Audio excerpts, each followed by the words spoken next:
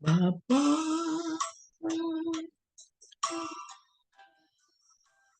Engkau sungguh baik, kasih-Mu melimpah di hidupku.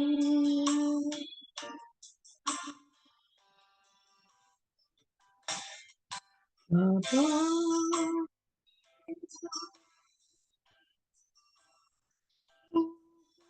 terima kasih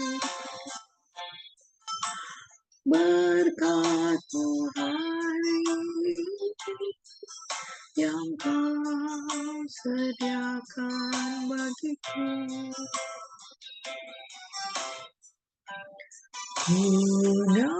Kunaikan syukur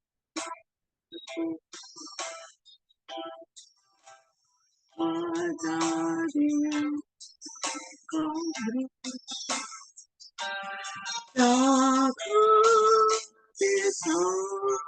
bisa kasih dan rahmat. Lalu pada yang dapat terlambat bertobatku besar setiamu di sepanjang hidupku.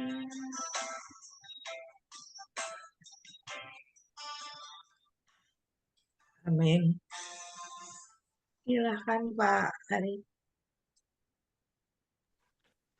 Baik Bapak Ibu, mari sebelum kita membaca dan merenungkan firman Tuhan, mari kita berdoa. Bapa di sorga, di dalam nama Tuhan Yesus kami datang mengucap syukur terima kasih buat pagi yang indah ini, hari baru yang Tuhan beri. Kami percaya hari ini hari yang penuh berkat, hari yang penuh kemenangan bagi kami semua. Sebab itu Bapa Surgawi, sebelum kami melangkah lebih jauh menikmati hari yang baru, mengerjakan seluruh pelayanan aktivitas kami mau datang bersekutu dengan Tuhan dalam firman-Mu. Karena kami percaya firman-Mu lah yang memberi kekuatan bagi kami, penghiburan bagi kami untuk kami menjalani kehidupan kami di sepanjang hari ini. Terima kasih Tuhan Yesus, berkati Ibu Barita yang telah memimpin pujian. Kiranya Tuhan terus berkati, urapi, dan pakai menjadi alat Tuhan. Dan berkati hamba-Mu yang akan menyampaikan firman Allah, biarlah hikmat Tuhan menyertai. Terima kasih Tuhan Yesus. Bahkan Bapak Ibu Saudara yang sudah hadir semua, Tuhan berkati, urapi, biarlah sama-sama semua kami diberkati oleh firman Tuhan pagi hari ini. Terima kasih ya Tuhan, terpujilah bagi nama-Mu, dan mengucap syukur alaskan doa kami dalam nama Tuhan Yesus Kristus. Haleluya. Amin. Ya, puji Tuhan. Shalom.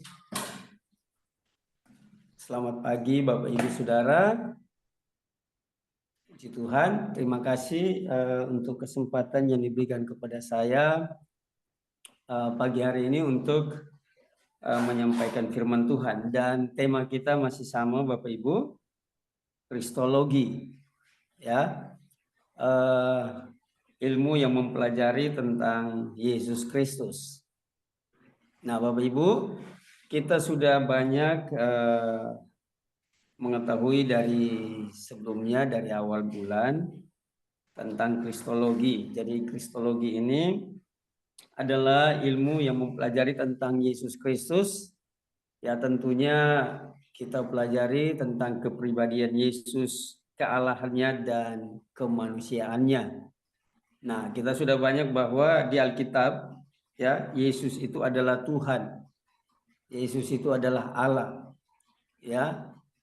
Adapun gelar yang diberikan kepada Yesus itu adalah Mesias yang diurapi dan anak manusia.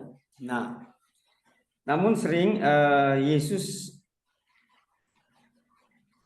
lebih banyak disebut sebagai anak manusia. Kalau kita baca dalam Perjanjian Baru, itu ada 88 kali Yesus disebut anak manusia. Dan memang dalam pelayanan Yesus, Yesus lebih sering menggunakan istilah ini, sebutan ini karena Yesus juga banyak kali menyebut dirinya adalah anak manusia. Nah, namun Bapak Ibu Saudara, kita perlu tahu bahwa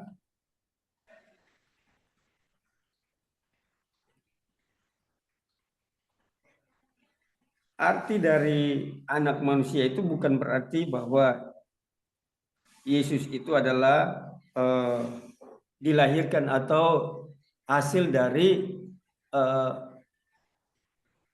hubungan suami istri, ya kan? Karena Alkitab mencatat di dalam Matius bahwa ketika Maria mengandung,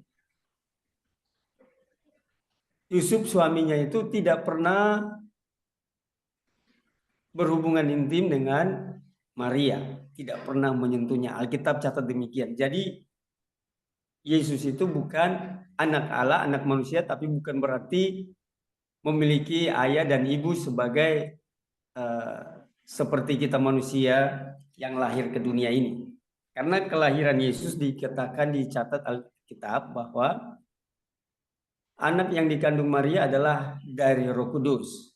Jadi bukan hubungan Yusuf dan Maria. Karena Alkitab mencatat Maria adalah seorang perawan, ya. Jadi kita sudah tahu itu, kita sudah sama-sama mengerti akan hal itu. Namun, pagi hari ini saya akan lebih kepada Yesus dalam kemanusiaannya. Jadi kita akan bahas tentang Yesus sebagai anak manusia dengan gelar yang diberikan kepada itu. Nah, untuk itu mari kita baca dulu di dalam Daniel pasal 7, kitab Daniel pasal 7, ayatnya yang ke-13 sampai ayat 14. Saya bacakan bagi kita semua, ya. Daniel pasal 7, ayatnya yang ke-13 dan 14. Firman Tuhan berkata begini. Aku terus melihat dalam penglihatan malam itu, tampak datang dengan awan-awan dari langit, seorang seperti anak manusia. Datanglah ia kepada yang lanjut usianya itu dan ia dibawa ke hadapannya. Lalu diberikan kepadanya kekuasaan dan kemuliaan dan kekuasaan sebagai raja. Maka orang-orang dari segala bangsa, suku bangsa, dan bahasa mengabdi kepadanya. Kekuasaannya ialah kekuasaan yang kekal, yang tidak akan lenyap, dan kerajaannya ialah kerajaan yang tidak akan musnah. Nah, ya Bapak Ibu Saudara yang diberkati oleh Tuhan Yesus Kristus, jadi Yesus disebut sebagai anak manusia, ya. Namun pertanyaan kita adalah, bukankah Alkitab mengatakan bahwa Yesus itu anak Allah? Kalau begitu bagaimana Yesus juga anak manusia? Nah, arti pertama dari frasa anak manusia itu merujuk pada nubuat dari kitab Daniel tadi, pasal 7 ayat 13 sampai 14. Jadi gambaran anak manusia di sini adalah gelar Mesias, ya kan? Yesus dirujuk sebagai orang yang mendapat kekuasaan, kemuliaan, ya, dan kerajaan. Ketika Yesus menggunakan gelar ini untuk dirinya sendiri, dia menerapkannya, ya, nubuat ini sebagai anak manusia pada dirinya. Makanya dalam pelayanan itu Yesus lebih suka, lebih sering menyebut dirinya itu anak manusia. Ya. Arti kedua dari frasa anak manusia itu bahwa Yesus adalah benar-benar seorang manusia. Ya, Yesus benar-benar seorang manusia. Kelahirannya kita tahu, dia lahir dari perawan Maria, ya kan? Dia dikandung selama 9 bulan. Namun Bapak Ibu, ya, Yesus manusia, seorang manusia sejati, cuman dia tidak berbuat dosa seperti kita manusia. Alkitab catat demikian. Yesus adalah manusia sejati, tapi Yesus tidak berbuat dosa. Nah, beda dengan kita manusia, ya kan? Sering berbuat dosa, banyak berbuat dosa, selalu berbuat dosa. Beda dengan Yesus, anak manusia, tapi tidak berbuat dosa. Nah, itu dikonfirmasi di Alkitab bahwa di dalam Yohanes pasal 1 ayat 1 misalnya, ya, firman itu pada mulanya adalah firman, dan firman itu adalah Allah, dan firman itu telah menjadi manusia di ayat 14. Firman itu adalah, ya, firman itu telah menjadi manusia. Nah, kemudian juga melalui 1 Yohanes 4 ayat 2, ya, dinyatakan demikian juga bahwa Yesus Kristus telah datang sebagai manusia, berasal dari Allah. Ya, Yesus anak Allah, Yesus anak manusia, ya kan? Jadi Yesus adalah anak Allah, tapi pada esensinya dia adalah Allah. Yesus juga anak manusia, tapi pada esensinya dia adalah seorang manusia. Nah, secara ringkas, frasa anak manusia mengindikasikan bahwa Yesus adalah Mesias dan bahwa dia adalah manusia sejati. Jadi kita tidak bisa pisahkan hal itu dari kehidupan Yesus. Nah, sekarang kita lihat dalam kemanusiaannya, ya, Yesus sebagai anak manusia, ketika dia mengajar, ketika dia berkhotbah, ketika dia melakukan pelayanannya di dalam dunia ini selama 3,5 tahun, ada, ya, fakta data di Alkitab yang mencatat bahwa pelayanannya itu pelayanan yang berkuasa, mengandung kuasa, ya, dari Allah, ya. Seperti yang dinubuatkan di dalam Daniel pasal 7 tadi. Nah, coba kita lihat di dalam Matius pasal 7. Matius pasal 7 Bapak Ibu, ya.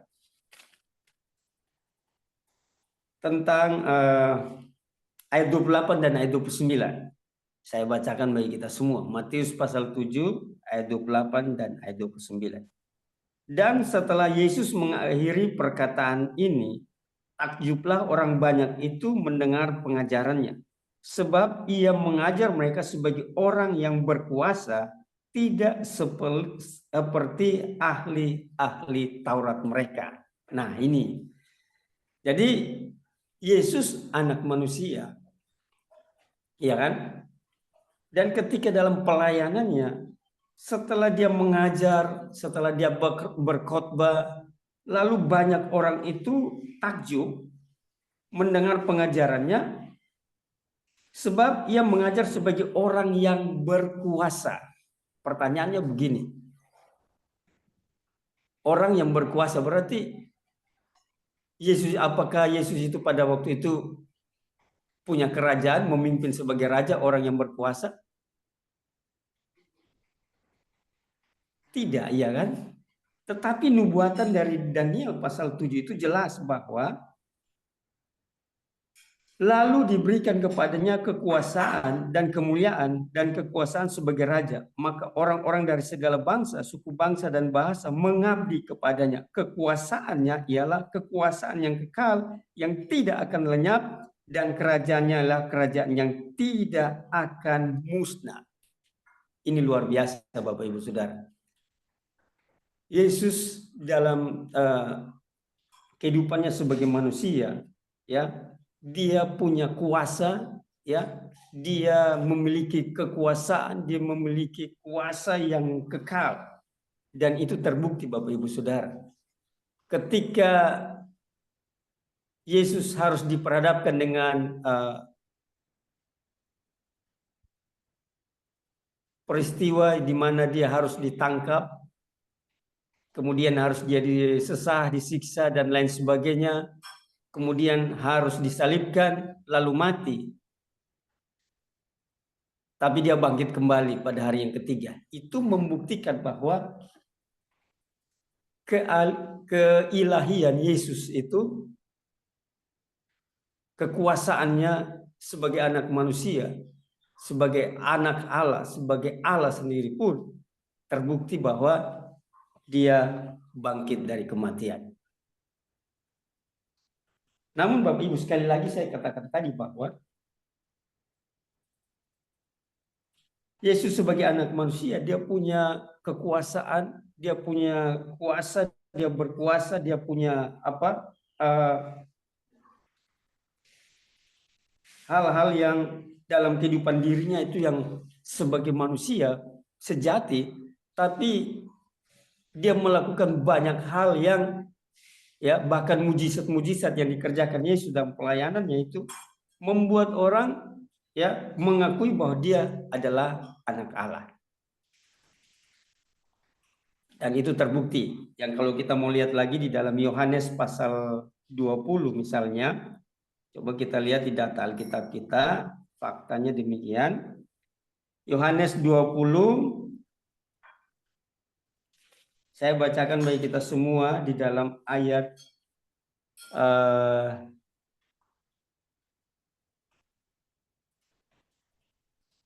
ayat 26 sampai ayat 28. Ya.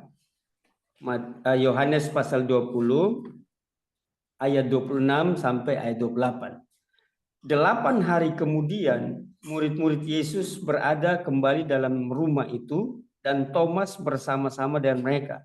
Sementara pintu-pintu terkunci, Yesus datang dan ia berdiri di tengah-tengah mereka dan berkata, "Damai sejahtera bagi kamu." Kemudian ia berkata kepada Thomas, "Taruhlah jarimu di sini dan lihatlah tanganku. Ulurkanlah tanganmu dan cucukkanlah ke dalam lambungku. Dan jangan engkau tidak percaya lagi, melainkan percayalah." Thomas menjawab dia, "Ya Tuhanku dan Allahku." Kata Yesus kepadanya, "Karena engkau telah melihat aku, maka engkau percaya. Berbahagialah mereka yang tidak melihat namun percaya." Nah, Bapak Ibu, saya ingin bawa kita kepada pemahaman seperti ini bahwa Yesus anak manusia, tetapi dia adalah Tuhan dan Allah, seperti yang dikatakan oleh Thomas tadi. Manusia Yesus itu dia seperti kita, lapar. Yesus pernah lapar. Dia minta, "Adakah lauk di antara kamu?" Dia datang ketika bersama menjumpai murid-muridnya, dia minta makan kan, makan ikan goreng, ikan bakar lagi, ya kan, dan lain sebagainya. Yesus haus ketika disalib, itu keadaannya sebagai manusia. Bahkan dia punya pikiran, perasaan seperti kita manusia. Ketika Yesus mau diserahkan, mau disalib, bahkan Yesus dikhianati oleh Yudas, ya kan? Ketika Yudas mencium dia berkata, "Dengan cara inikah kau mengkhianati aku?" Ya. Nah, jadi Bapak Ibu, hati-hati Bapak Ibu ya. Ada orang yang di depan kita sepertinya baik banget, ya kan? Ketemu cipiki kiri kanan, tapi di belakang dia jual nama kita. Yudas itu Bapak Ibu, ya kan? Nah, sekali lagi kita lihat di sini bahwa Yesus dalam keadaan manusia, dia manusia sejati, tetapi dalam kehidupannya sehari-hari, pelayanannya sehari-hari, dia menunjukkan bahwa dia berkuasa, punya kekuasaan seperti yang dinubuatkan oleh Daniel tadi. Dan kekuasaannya itu kekal. Dan itu terbukti dari Yesus lahir. Dia melayani pelayanan yang dia lakukan, mujizat-mujizat dia kerjakan sampai dia mati dan dia bangkit, tetap kekuasaan itu melekat pada tubuhnya, pada hidupnya, pada dirinya sebagai manusia sejati. Dan itu terbukti ketika pintu-pintu yang terkunci itu, tiba-tiba Yesus ada di dalam rumah itu, di dalam keadaan itu, murid-murid. Jadi dia pada waktu itu sebagai manusia, tetapi dia juga adalah Allah. Makanya dia bisa dalam keadaan pintu terkunci semua, tiba-tiba dia ada dalam rumah. Ya kan? Kalau kehilangan kunci rumah, kalau ketika saya datang ke rumah, pulang ke rumah, tidak bisa masuk ke dalam rumah, ya kan? Harus dobrak pintu atau apapun kita usahakan supaya bisa masuk rumah. Yesus tidak. Dalam keadaan pintu terkunci, tiba-tiba Yesus sudah ada dalam rumah. Ya kan? Itu menunjukkan kemahakuasaannya. Dia tidak terbatas oleh ruang dan waktu. Yesus bisa ada di mana-mana. Yesus hadir di mana-mana. Itulah sebabnya disebut Allah itu apa? Maha hadir. Ya kan? Yesus ada di mana-mana, Yesus bisa hadir di mana-mana, bisa dalam waktu yang bersamaan. Ya kan? Kita manusia terbatas. Jadi kekuasaannya itu kekuasaan yang luar biasa, ya, kekal. Nah, di dalam Yohanes 20 tadi dia menunjukkan kepada Thomas bahwa ada bekas paku di tangannya, lubang yang berlubang itu akibat waktu disalib, dan ada bekas luka atau lubang di lambungnya yang ketika Yesus disalib itu dia ditombak. Dan itu dia tunjukkan kepada Thomas yang tadinya tidak percaya. Thomas ketika diberitahukan oleh murid-murid yang lain bahwa Yesus telah bangkit dari kematian, Thomas sendiri pun tidak percaya, iya kan? Bayangkan murid Yesus tidak percaya. Thomas bilang, sebelum saya mencucukkan jariku ke dalam lubang itu, bekas lubang di tangannya itu, dia tidak akan percaya. Dan ketika Yesus hadir dalam mereka, ya, di rumah itu bersama mereka, Yesus berkata kepada Thomas, cucukkanlah jarinya. Dan setelah Thomas melakukan itu, Yesus bilang, jangan kau tidak percaya lagi. Lalu Thomas menjawab apa? Ya Tuhan dan Allahku. Yesus bilang, kau percaya karena kau melihat, tapi berbahagialah mereka yang tidak melihat namun percaya. Nah, berbahagialah kita Bapak Ibu yang tidak melihat, ya, Yesus sebagai anak manusia dalam penglihatan mata jasmani kita, namun kita percaya dengan iman kita.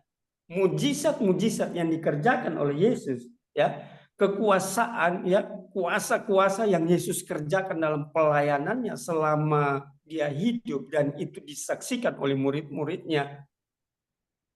Mereka menjadi saksi hidup, mereka menjadi saksi dari semua perbuatan Yesus yang ajaib itu, yang berkuasa, yang melakukan segala hal mujizat itu.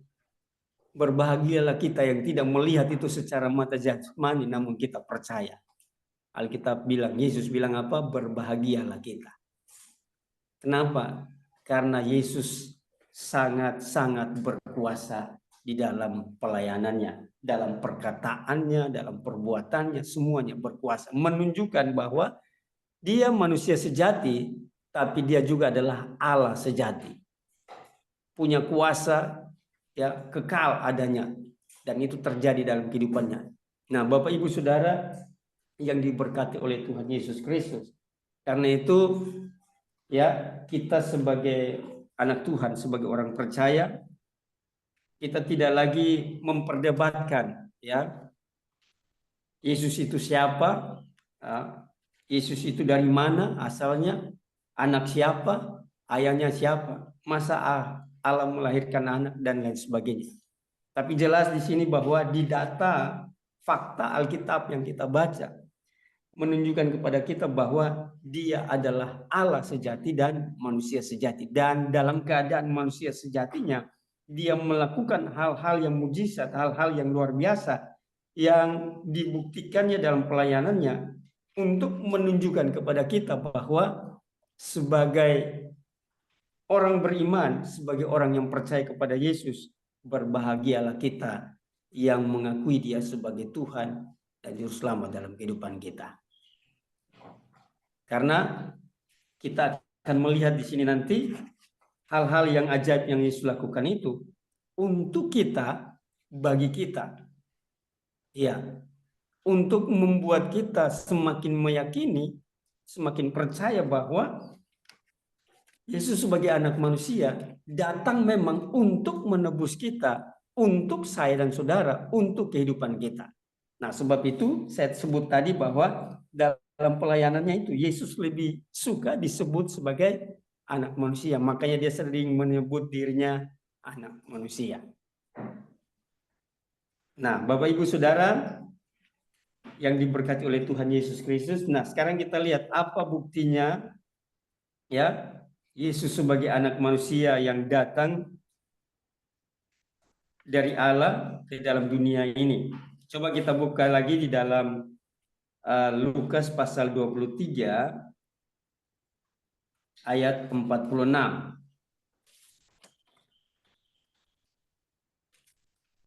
Lukas 23, saya akan bacakan Bapak Ibu.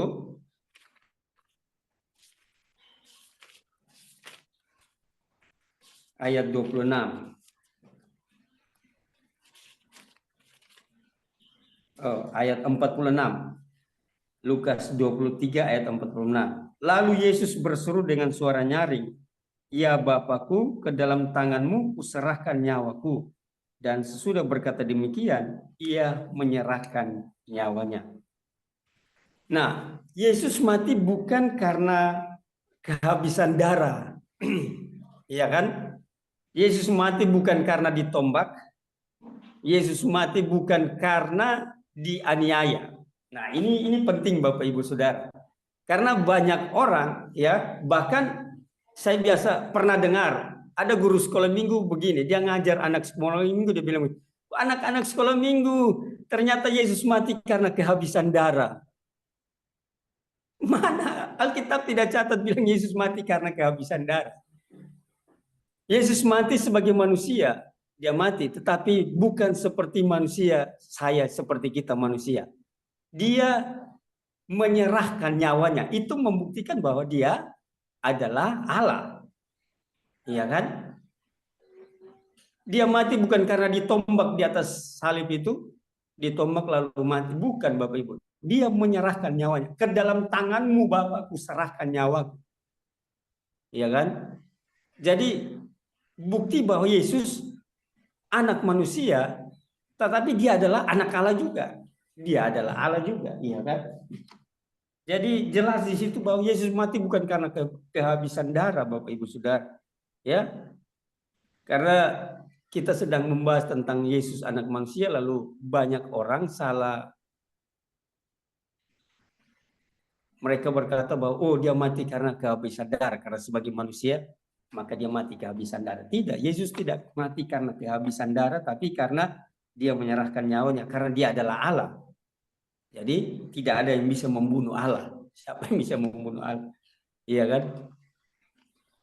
Nah, dan itu dia buktikan bahwa dia adalah Allah dan dia adalah manusia sejati, Allah sejati. Dia bangkit. Tadi kita sudah baca di dalam Yohanes, kalau kita baca lagi juga di dalam Markus 16 ayat 16, Matius 28 ayat 1 sampai 10, ya kan? Yohanes pasal 20 itu ayat 1, dia mati tapi dia bangkit, dikuburkan dan dia bangkit. Ya kan? Tidak ada manusia di dunia ini yang mati kemudian dia bangkit. Hanya Yesus yang mati dan bangkit kembali. Nah, sekarang penting, ini satu hal yang ingin saya sampaikan yang penting yang perlu kita catat Bapak Ibu Saudara. Karena dia ya adalah Allah sejati dan manusia sejati, maka Bapak Ibu Saudara, dia datang sebagai ya orang yang anak manusia yang punya kekuasaan. Maka saya ingin mengajak kepada kita Bapak Ibu Saudara, mari kita perhatikan, mari kita tujukan seluruh perhatian kita kepada kehidupan Yesus sebagai anak manusia. Ya. Karena dia anak manusia, datang sebagai anak manusia untuk menolong kita, untuk menyelamatkan kita, bahkan untuk memberikan damai sejahtera kepada kita. Karena itu kalau kita baca kembali di dalam Yohanes pasal 20 tadi, ya, ketika Yesus berkata kepada Thomas, karena engkau telah melihat aku, maka engkau percaya. Berbahagialah mereka yang tidak melihat aku, namun percaya. Nah, saya ingin ajak kita untuk melihat dan memperhatikan kehidupan Yesus untuk supaya memberikan kekuatan iman kepada kita di dalam menjalani kehidupan kita. Nah, kenapa kita perlu perhatikan? Pertama, karena Yesus itulah yang sebagai anak manusia, dialah yang memberkati kehidupan kita. Dialah yang memberkati segala pekerjaan kita, usaha kita, dan seluruh kehidupan kita. Yang kedua, karena Yesuslah yang telah menebus hidup kita dari lumpur dosa. Dia telah membebaskan kita dari dosa kita. Dan yang ketiga, karena dialah yang memelihara kehidupan kita. Sebab itu iman kita harus hanya tertuju kepada Yesus. Kita tidak perlu takut menjalani kehidupan kita. Kita tidak perlu takut ya menjalani seluruh hidup kita di dalam dunia ini.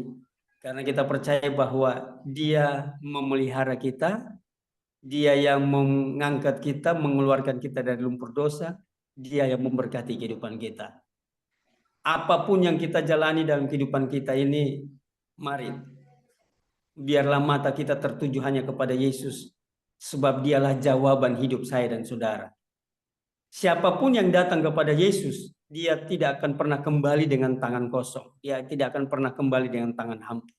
Tapi siapapun yang datang kepada Yesus, dia akan kembali dengan damai sejahtera, dia akan kembali dengan sukacita, dia akan kembali dengan kelimpahan, karena Yesus bilang, aku datang supaya kamu mempunyai hidup dan mempunyainya dalam segala kelimpahan. Yesus yang memelihara kita, makanya dia berkata di dalam Matius pasal 6, janganlah kamu khawatir akan hidupmu, akan apa yang kau akan makan, minum dan pakai. Burung di langit, di udara Tuhan pelihara, ya kan? Apalagi kita anak manusia, apalagi kita anak-anaknya. Makanya Yesus bilang, carilah dahulu kerajaan Allah dan kebenarannya, maka semuanya itu ditambahkan kepadamu. Carilah dulu Yesus, percayalah kepada Yesus, beriman kepada Yesus, hidup di dalamnya, maka segala itu ditambahkan kepada kita sebagai bonus. Ya kan? Makanya Alkitab berkata, kalau Tuhan sudah buka pintu, tidak ada yang bisa tutup. Tapi kalau Tuhan yang tutup pintu, tidak ada yang bisa buka. Hanya Tuhan yang bisa. Nah, sebab itu, biarlah ketika kita mempelajari tentang kristologi, kita tidak hanya mempelajari ilmunya saja, pengetahuannya saja yang kita dapat, tapi kita praktekkan di dalam pelayanan kita, dalam kehidupan kita, bahwa sungguh kita tidak melihat Dia sebagai anak Allah, ya, tetapi dengan iman kita percaya bahwa Dia adalah Tuhan, Dia adalah anak Allah, Dia adalah Mesias, Kristus yang datang ke dunia untuk saya dan saudara. Sehingga kita melihat dan kita menikmati segala apa yang dikerjakannya pada waktu itu, pada zaman murid-murid, terjadi juga dalam kehidupan kita. Sehingga bukan saja kita hanya mempelajari tentang apa dan siapa, bagaimana, tapi kita mengalami seperti di ayat Daniel pasal 7 tadi, bahwa kuasa Yesus itu kekal adanya, kekuasaannya. Makanya Alkitab berkata, dahulu, sekarang, dan sampai selama-lamanya tidak akan pernah berubah. Ya kan? Dia adalah Allah. Jadi mujizat yang dikerjakan pada waktu dulu terjadi juga sekarang dan akan terus terjadi sampai akhir hidup. Makanya Matius berkata, catat, kedatangan Yesus nanti semua bangsa itu akan melihat. Karena di Daniel tadi, ya kan? Daniel pasal 7, semua bangsa, semua orang mengabdi kepada Dia, ya kan? Saya baca sekali lagi ayat 14. Daniel pasal 7. kekuasaannya lalu diberikan kepadanya kekuasaan dan kemuliaan dan kekuasaan sebagai raja. Maka orang-orang dari segala bangsa, suku bangsa dan bahasa mengabdi kepadanya. Ini yang poin pentingnya. Semua orang dari segala bangsa, suku bangsa dan bahasa mengabdi kepadanya. Maka ini yang Yesus sampaikan kepada kita di dalam Matius 28, amanat agung itu. Pergilah, jadikanlah semua bangsa muridku, ya kan? Baptis, ajar mereka. Karena memang kekuasaannya, tujuan Yesus datang sebagai anak manusia itu adalah gitu. Supaya semua bangsa, semua orang dari segala bangsa, suku bangsa dan bahasa harus mengabdi, harus mengakui Yesus adalah Tuhan. Harus mengakui dia adalah Tuhan. Itu menjadi poin penting, itu menjadi tujuan utamanya. Kenapa kita harus mempelajari tentang Kristologi? Supaya semua orang dari suku bangsa, dari segala bangsa, dari bahasa segala kaum di muka bumi ini mengakui Yesus adalah Tuhan, mengabdi kepada Yesus. Kenapa? Karena di dalam Matius nanti, ya, ketika kedatangannya kembali, semua bangsa, segala bangsa akan melihat dia datang sebagai anak manusia, anak Allah yang berkuasa, yang punya kekuasaan yang kekal itu. Itu dicatat di dalam Matius, Bapak Ibu Saudara. Di dalam Matius pasal 23, coba kita lihat.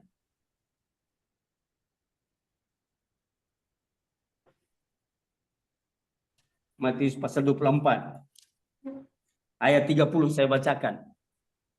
Pada waktu itu akan tampak tanda anak manusia di langit. Dan semua bangsa di bumi akan meratap. Dan mereka akan melihat anak manusia itu datang di atas awan-awan di langit dengan segala kekuasaan dan kemuliaannya. Nubuatan Nabi Daniel tadi, ya, tentang anak manusia yang datang dengan kekuasaan kemuliaannya itu, dan itu dicatat di Matius, itu akan menjadi nyata ketika dia datang kembali sebagai anak manusia yang berkuasa. Semua bangsa akan meratap dan mereka akan melihat anak manusia itu datang. Jadi semua mata akan melihat Yesus datang sebagai anak manusia. Raja yang berkuasa. Kekuasaannya itu kekal, ya, selama-lamanya. Tidak berakhir, Bapak Ibu Saudara. Itu yang menjadi tujuan utamanya. Ketika kita mempelajari tentang Kristus. Makanya Kristus itu yang diurapi, ya kan? Karena memang nubuatan Daniel itu menunjuk kepada Yesus yang punya kekuasaan yang kekal, yang tidak akan pernah. Nah, sebab itu Bapak Ibu Saudara, mari kita perhatikan, mari mata kita tertuju hanya kepada Yesus. Karena dialah sumber jawaban seluruh kehidupan kita. Dialah sumber jawaban atas seluruh masalah persoalan yang kita hadapi di dalam kehidupan kita. Untuk masalah pekerjaan kita, sumber jawabannya hanya Yesus. Untuk masalah kehidupan kita, kelemahan, sakit, ya, sumber jawabannya hanya Yesus. Karena dia yang menyembuhkan kita, dia yang memulihkan kita, bahkan dia mengangkat kita dari lumpur dosa, ya kan? Nah, itu sebabnya mari dalam perjalanan iman Kristen kita, pengiringan kita kepada Tuhan, marilah mata kita harus selalu tertuju kepada Yesus. Biarlah kita melihat, marilah kita memandang kepadanya sebagai anak manusia, namun dia berkuasa untuk menyembuhkan kita, memberkati kita, memulihkan kita, ya, membuat segala sesuatu yang ada dalam kehidupan kita itu penuh dengan damai sejahtera. Kehadiran Yesus bagi kita adalah dia mau supaya kita penuh dengan damai sejahtera. Ya kan? Ketika Yesus hadir dalam keadaan pintu yang terkunci tadi itu, Yesus bilang apa? Damai sejahtera bagi kamu. Ini penting Bapak Ibu Saudara supaya kita bisa menjalani kehidupan kita kita bisa penuh dengan damai sejahtera, lalu kita menikmati segala yang baik yang Tuhan sediakan bagi kita. Karena kerinduan Bapa kita di sorga adalah kita menikmati segala yang baik yang dikerjakan oleh Yesus di dalam kehidupan kita. Jauh dari segala kerinduan kita supaya hidup kita baik-baik saja, supaya kita semua diberkati, kita sehat semua. Itu Bapa kita di sorga lebih, ya, kerinduannya lebih dari kerinduan kita, supaya kita menikmati segala yang baik. Sebab itu Yesus diberikan kepada kita sebagai anak manusia, datang sebagai anak manusia untuk memperlengkapi kita, untuk membuat kita menikmati semua yang baik yang Tuhan Allah Bapa kita di sorga sediakan bagi kita. Sebab itu dalam perjalanan iman Kristen hanya Yesus yang menjadi perhatian kita. Mari mata kita tertuju kepada Yesus, jangan kepada hal-hal yang kita alami dalam kehidupan kita. Ya, setiap persoalan pergumulan yang kita hadapi, Alkitab bilang begini, Yesus karena dia telah dicobai, namun tidak berbuat dosa, maka dia tahu menyelamatkan kita yang ada di dalam pencobaan, yang ada di dalam persoalan. Dia ahlinya untuk menyelamatkan saya dan saudara, karena dia telah dicobai, tapi dia menang atas pencobaan. Maka dia tahu untuk menyelamatkan kita, menolong kita, yang menyembuhkan kita, dan lain sebagainya. Dialah ahlinya sebagai anak Allah, anak manusia yang datang ke dalam dunia ini untuk menyelamatkan kehidupan kita. Sebab itu pagi hari ini Bapak Ibu, saya tidak perpanjangkan firman Tuhan, tapi mari biarlah kita senantiasa dalam perjalanan iman Kristen kita, mata kita selalu tertuju kepada Yesus sebagai anak manusia yang datang untuk menyelamatkan saya dan saudara, memberkati kehidupan kita, ya, melimpahkan kepada kita semua damai sejahtera dan sukacita, kekuatan dan kesehatan, bahkan segala berkat di sorga dan di bumi disediakan untuk kita lewat Yesus adalah anak manusia yang datang sebagai anak manusia. Puji Tuhan, Tuhan Yesus memberkati kita semua. Mari kita berdoa. Bapa di sorga, di dalam nama Tuhan Yesus Kristus, kami mengucap syukur terima kasih kepada Tuhan. Pagi hari ini kami boleh mendengarkan, membaca, merenungkan firman Tuhan. Dan kami percaya biarlah firman itu yang akan menuntun kami, menolong kami, dan memberkati kami semua di sepanjang hari ini. Kami mempelajari tentang Kristus, tapi kami bukan hanya mempelajari tentang arti dan pengertian dan segala macam yang disematkan kepada Yesus, tapi lebih dari itu kami mau mengakuinya dan mempercayai sebagai Allah yang berkuasa atas kehidupan kami, sehingga kami selalu memandang kepada Yesus, melihat kepada kehidupan Yesus, dan kami menikmati segala yang baik yang Tuhan anugerahkan dalam kehidupan kami, sehingga dalam perjalanan iman Kristen kami, walaupun kami harus diperhadapkan dengan berbagai hal, persoalan pergumulan hidup, tapi kami tetap percaya bahwa jawabannya ada pada Yesus. Karena itu kami bersyukur dan berterima kasih kepada Tuhan untuk pagi hari yang indah ini. Terima kasih Tuhan Yesus. Ini doa kami mengucap syukur di dalam nama Tuhan Yesus Kristus. Amin.